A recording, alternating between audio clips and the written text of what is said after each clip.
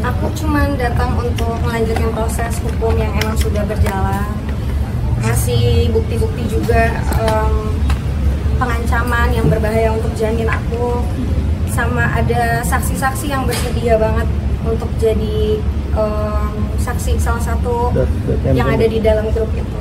Ancaman apa itu sih? Ancamannya banyak, aku nggak bisa kasih tahu ke kalian. Intinya Mbak, mungkin kronologinya dulu Mbak, supaya itu Mbak clear Mbak, ketika simpang siur Mbak. Ya, kronologi seperti apa? Sampai ada isu ini Kak. Kronologinya awalnya mungkin. Oke, kronologinya memang aku emang menutupi kandungan aku memang sampai 9 bulan ini. Cuman karena adanya pengancaman ini, jadi aku harus mau nggak mau demi janin aku harus ngomong juga. Jadi makanya aku bawa ke jalur hukum. Berapa orang sih yang ngancam? Apa bentuk ancamannya? Berapa orang yang mengancam? Ada 500 orang ya di dalam grup itu. Cuman bentuk pengancamannya aku nggak bisa kasih tahu ke kalian. Itu kapan Kak kejadian ancamannya Kak? Bulan Juli, 21 Juli. Tadi ada satu orang doang Kak yang di Satu orang aja Kak, laporan. Aku melaporkannya di bulan Juli juga, cuman tanggalnya itu aku lupa. Yang jelas sebelum podcastnya Om Ded. Lapornya siapa sih? Laporan siapa aja? Iya, pelapornya yang kalian udah tahu itulah. Satu orang doang ya? Dari pengakuan si gimana Kak? Sesuai dengan yang klarifikasi yang kemarin dia sudah mengakui memang adanya pengancaman. Cuman karena memang ini sudah berjalan ya proses hukumnya, jadi klarifikasi dia tuh ada setelah hukumnya sudah berjalan gitu. Nah, berarti ancaman kami sosial media Ibu Revi sendiri tadi upload udah mau berdamai dengan DJ Panda. Bayar sendiri seperti apa, mau cabut laporan atau gimana Bu? Kalau itu aku lihat nanti dulu sih, karena kan memang kan dia harus datang dulu ke sini kan. Ya aku ngikutin proses hukum aja sih.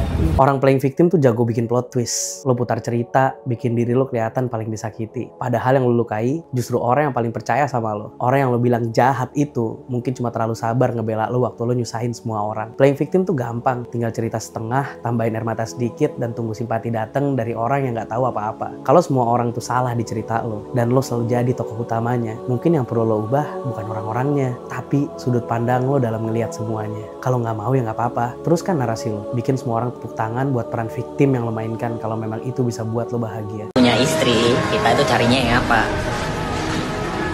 Kita tuh pengennya cari istri itu yang baik-baik gitu kan, yang bisa pegang duit, bukan yang buang-buang duit, yang bisa ngerawat anak gitu kan. Iya dong. Aku buset banyak banget. Kebayang. Nggak main-main lagi yang deketin. Aku kasih 1. Is the best loh. Luar biasa. No way. Mau aku tunjukin ke kamera? Boleh. Bikin dong. Kaget nggak? Namanya siapa? Charlie Puth.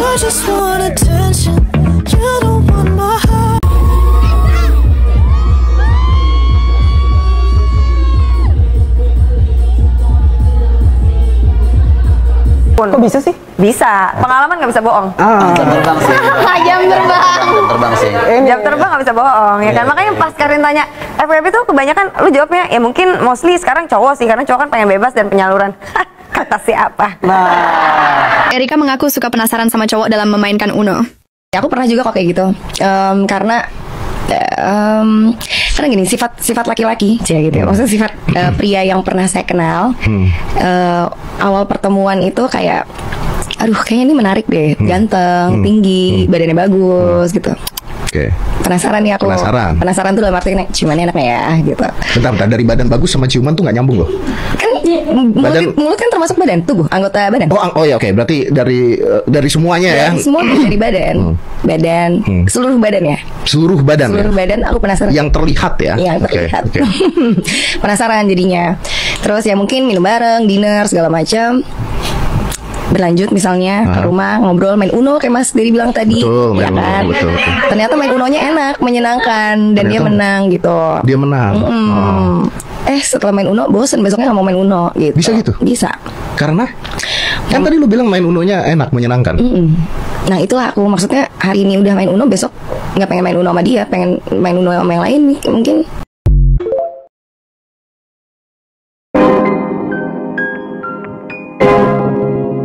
Yo guys, balik lagi bersama saya tentunya Uki Kevin. Nah, ini masuk ke segmennya Mbak R ya, Erika. Nih, ada klarifikasi ya, Mbak Natali ya, yang katanya nggak tahu apa-apa, sekarang minta maaf sama Mbak R gitu guys. Nah ini kita lihat beberapa info terkait Mbak Erika, DJ Panda, dan Natali ya. Nah ini kita lihat seperti apa guys beritanya. Assalamualaikum warahmatullahi wabarakatuh. Untuk semua pihak yang merasa terganggu atas unggahan tentang video konten yang sebagaimana sudah beredar di luar sana, secara pribadi saya tidak bermaksud untuk menyinggung siapapun, dan saya memohon maaf pada Mbak R jika masalah ini sudah melebar kemana-mana.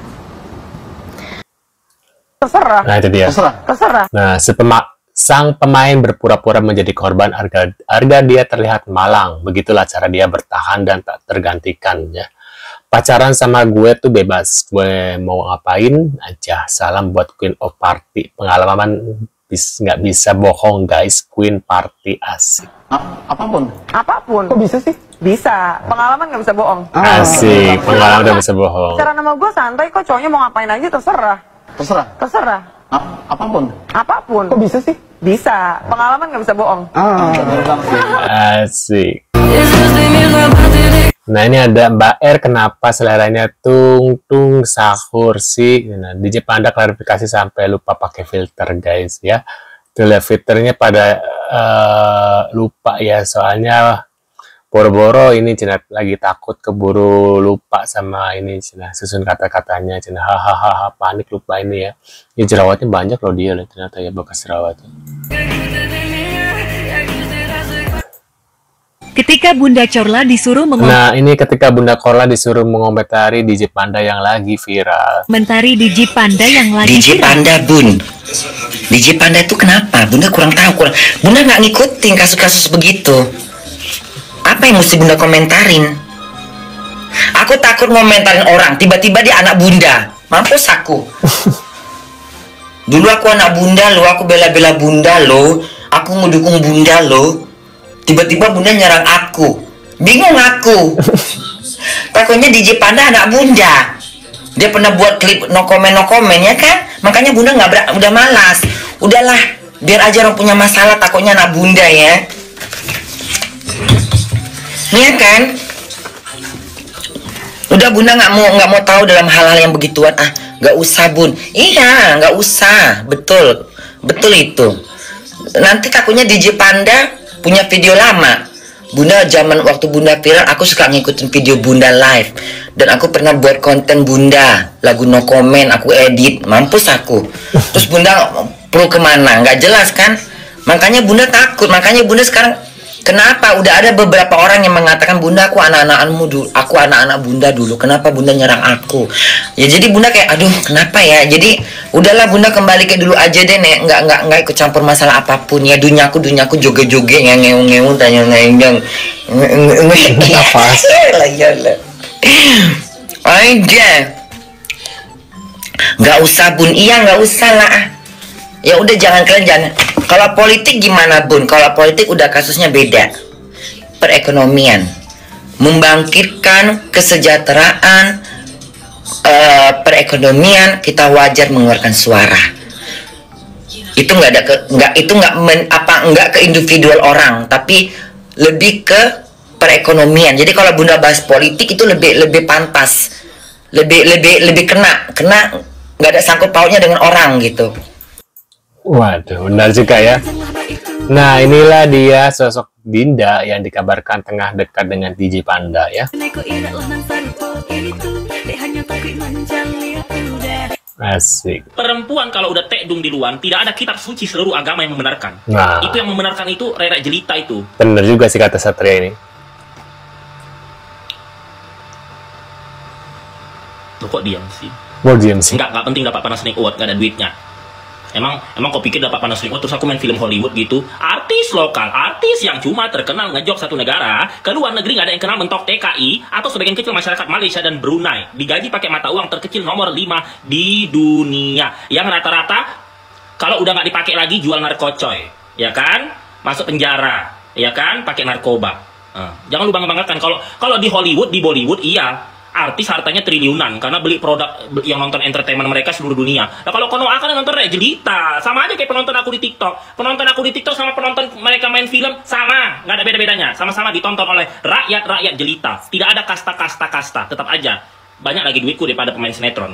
Main sinetron modal belum cair. Aku udah di tabunganku udah banyak. Asik. Arti Panda Geng apa kok? DJ Panda bilang Panda Gengs militerku itu ormasku guys, nantangin netizen Indonesia. Asik. Oh, itu mah ormasku guys.